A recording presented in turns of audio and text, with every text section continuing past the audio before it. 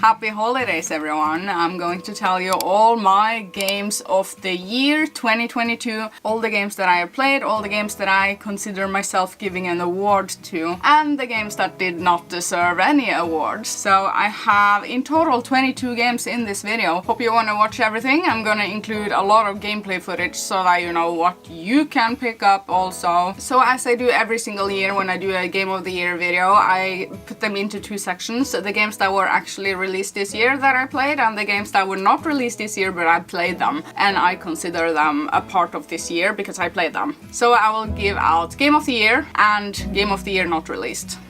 It makes sense for some people. Okay, so let me start out with the games that were not released this year. I played 7 games that I find to be worth mentioning, and 2 of those games gets an award and 4 of them gets a mention. And now one of the games not released this year but it gets a Game of the Year award from me is The Legend of Zelda Link's Awakening. I started this year playing this game in January 2022 and it filled my month with joy. It is such a good game and it is an older game remade and all of that, so the structures of the game is somewhat from that time era when it was originally from, but I enjoyed it so much that it gets a Game of the Year award for previously released, not released this year. Now the second game is actually Skyrim on the PlayStation 5. I have played that a ton this year, especially in like August, September, October, I don't know, the autumn, fall months of this year. I went really deep into Skyrim and I did that platinum trophy that I've been wanting for some time. You can check that out in this video. And I mean, like, Skyrim is kind of the game that's Game of the Year every year, if you know what I mean.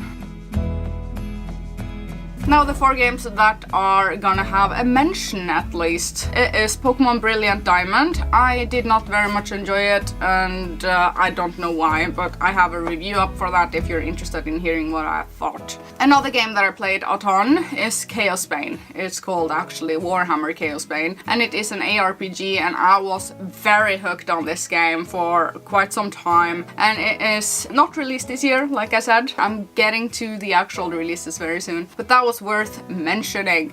Now I am also gonna mention Scarlet Nexus, which is a game that I got really into this year. I did not get into it when I first got it, like last year I think it was released. But this year I've delved a ton into it and I enjoyed it so thoroughly. I highly recommend you check that game more out. And I have a video where I talk more about it. I actually have a couple of videos on my channel about Scarlet Nexus. Highly recommend. And the last mention before we move on to actual releases is Smurf Mission Belief, which is this surprising game that I found now at the end of the year, which is a 3D platformer and it is actually good.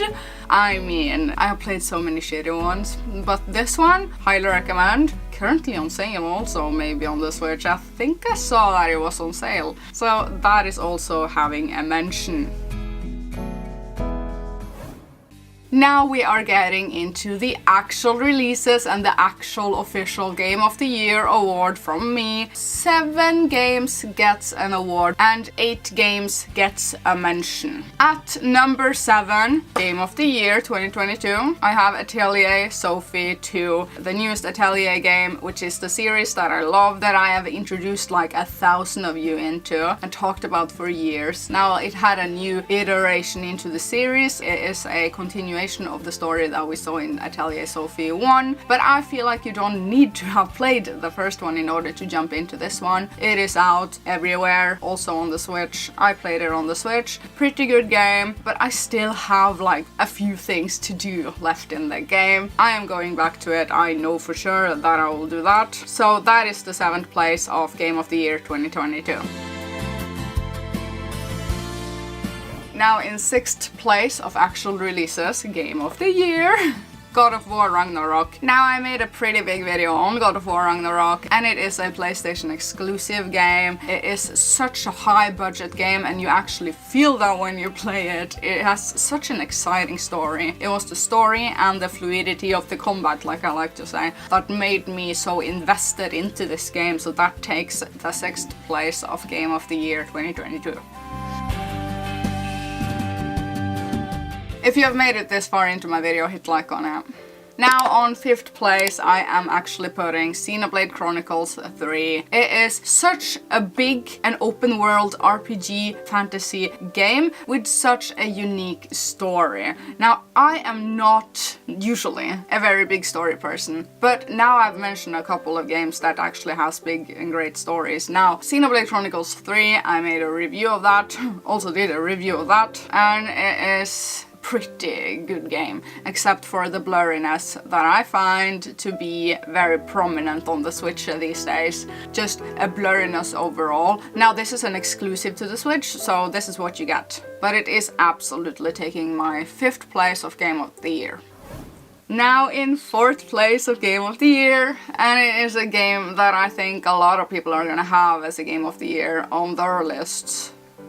In their lives, and that is Disney Dreamlight Valley. Such a surprising title. You know what? I did not know about this game. I had never heard about this game until it actually just suddenly dropped as an early access, though, gotta say, but the game doesn't feel like it is in early access. It feels like a full game, fully fleshed out. I have found more than 60 hours of enjoyment and fun in this game, and I keep on going back to it because they keep on dropping new content and new NPC characters that has more quests, and it's just such a wonderful world, and I like what they did with the Disney universe in this game. Absolutely recommend. And the PC version is the best version, and it is on Xbox Game Pass, which is the way that I play it, but I also play it on the Switch, and it has a cloud save, so I play a little bit here and a little bit there, and it's so good. Disney Dreamlight Valley, definitely deserving of a 4th place.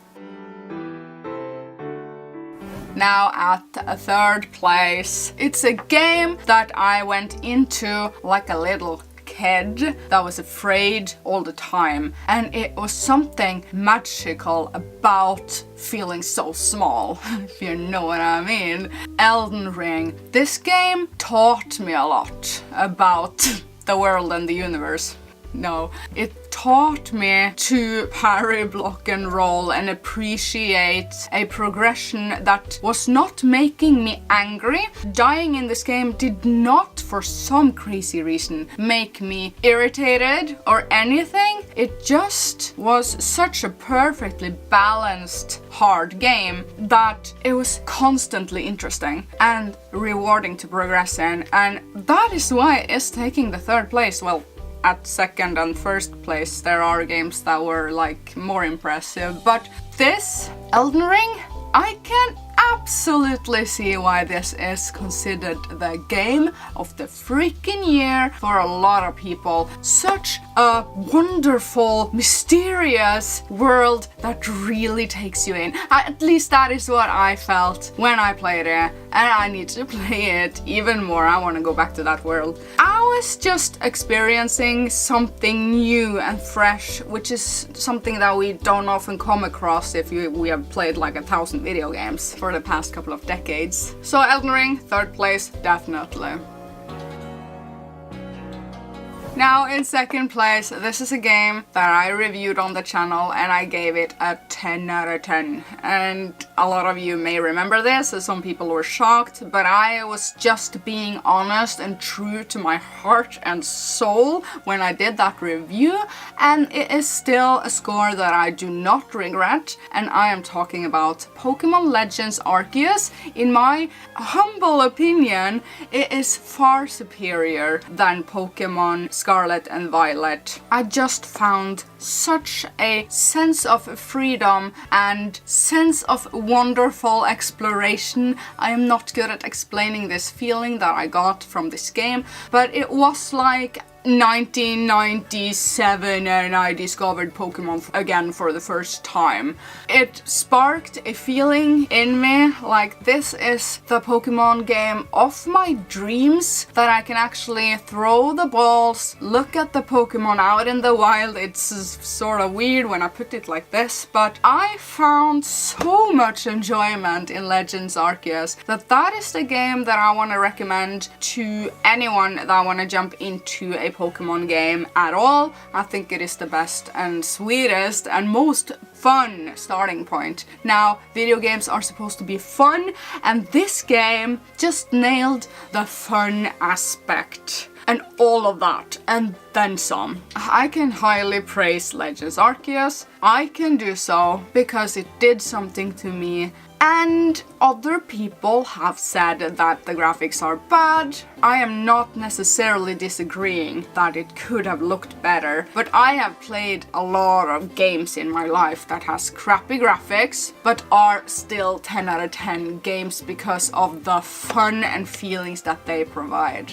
Pokemon Legends Arceus, second place in 2022. Now in first place, and I have been 100% completely honest with myself when I wrote this list, and it was a game that not a lot of people liked. So my opinion right now is so highly personal, and no one will relate. Maybe a couple of you will relate. But Rune Factory 5 is the game that I have played the most in 2022. I was the most obsessed with. Like, when I was not playing, I was constantly thinking about it. When I was not thinking about it or playing it, I was researching it online. I was in forums. I was obsessed with this game, and it was a spark of excitement that I am always on the lookout for when I am playing video games. It just provided all the elements that I am looking for in a video game. You have, of course, the farming and the crafting and the action combat-y stuff and the monster taming, the dating aspects, the social aspects, the fishing and the routine of the everyday life that every day that you wake up you decide on what you want to do. And it's just such a long game also, with a ton of dungeons, and is not performing the best. But as you can see, that is not what I find to be the most important when I am deciding on which games that I just apparently tend to like. I was just enjoying this game because it was just so fun that I was very obsessed. So Rune Factory 5. It was quite honestly my game of the year 2022. Now hold up, I have some mentions for you guys also. I played Monarch, and that was released this year. I made quite a small video about that, and I found it to be interesting. It is maybe for the especially niche category genre people, I don't know, but I found it interesting. It is definitely worth being mentioned in a video of this type. Now, Kirby Forgotten Land, I liked it, very colorful, actually solid 3D platformer, and I think the Kirby series is going in the correct direction with this title. Worth mentioning. Now, Horizon Forbidden West, it was actually released this year and it has not gotten a lot of recognition. Now, I have to be honest, I am still only 12 hours into the game because I left it, like I said in a previous video, I played it for 12-13 hours and then I left it because I wasn't hooked yet. But from the people that were really hooked, like 100 hours in, they say it was amazing. So I have a feeling that it has potential, but I haven't given it the opportunity to show me the true potential. Worth mentioning also. Now, Stray was released. It was a small cat game. I recommend that you play this together with your cats because they will be staring at the screen for sure. Fire Emblem Warriors 3 Hopes. I liked it, you know, because I like the Muso type genre, but if you watch my review you will know more what I think. I mean, the performance in the main hub, it was so bad. But the actual battles and stuff were good. I still think the first Fire Emblem Warriors is a bit better because there are 2 games now and I like the first one a bit more. Never mind that. Check out my review video for more information on that one. 2 Point Campus was released this year and I had a hype for the game that was bigger than my impressions of the game when I played it. It was like a good game. It was a good game, but it was not meeting my extremely high expectations coming from, I almost said Pokemon, but coming from 2 Point Hospital. But it's worth a play, it definitely is. And then we have Pokemon Violet that I have played now at the end of the year. Just made a video about that, and it was a bittersweet glitch fest, which I said in my video. It was a game. And then we have Harvestella, which I have not made up my mind about yet, if I like it or not, or if it's just a game. Or such a game. It's definitely not such a game, it's more like it's a game. But it is gonna be mentioned, I guess. And now, like right now, I am playing Dragon Quest Treasures. I like it. It's sort of 7 out of 10, sort of good game. It's a good game, you know. It's a bit boring, but it's sort of the comfortable boring, where you're into this routine and it's just comfortable because you know what you're doing after a little while. It's a fine game to just lie on the couch and chill with while you're watching some YouTube videos about the universe and the fourth dimensions in the background, if you know what I mean. That is what I do. So there you have it. Game of the year, top 7. But I have a special award here at the end. I am giving an award for best indie game. Best indie developed game for me was Potion Permit. I don't know what it was, but I just really thoroughly enjoyed the game and what you did in the game. It was just really well made, with the hair blowing in the wind and all of that, and your dog, and the cute map, and collecting these things and doing the thing and treating the sick people. I don't know, it was just such a cozy and surprising indie title that felt very fun. I still recommend that. Definitely recommend that. So that gets Game of the Year Indie Award. Now that was all my videos. Sorry. Now that was all my games of the year. I have a little package that I'm gonna unbox, and it is from Gamer Baby that she sent over since it's the holidays now. I want to know what you're up to this holiday. If you need someone to talk to, I have a Discord channel where you can find very supportive people, and we hang there every day. The Discord is always open for you guys, and Gamer Baby is from the Discord. Oh, that's so cute! That is so cute! Look! En liten sørlandsk julesmak, hva syns du? Smak på kamera. Look at this, Southern Norway. We don't have this up here in the north. Definitely gonna taste. Oh, that smells like, I don't know, like bubblegum. Oh yeah, that is excellent. Thank you. Vakreste Irene, du herlig. You are getting this for all the hard work that you are doing. You influence a lot of lives out there, especially mine. You are absolutely wonderful, and you must never forget that. I've gotten extremely fond of you the last year. That is why I got so happy to get the opportunity to meet you. I will never forget that day. I miss you very much, and I hope so much that I get to meet you again sometime. And I hope to meet the sweet Sina also. I love you both so much. Thank you so much. Love from Gamer Baby. That is just the sweetest. It was such a wonderful day. Absolutely. Thank you so much for wanting to meet me. It was wonderful. Hope you like it. Oh my god. It's the Master Sword in bead form. It's just like my tattoo. I love it. Thank you so much. This was awesome. I got this from Happy Console Gamer and Family. Christmas card again this year. Thank you so much for that. You are still my favorite YouTuber. Absolutely. Thank you so much. And then I found this one in my PO box. It's from Mickey. It's a PS5 horror title. I've never seen it, never heard about it. I will pop it in and check it out.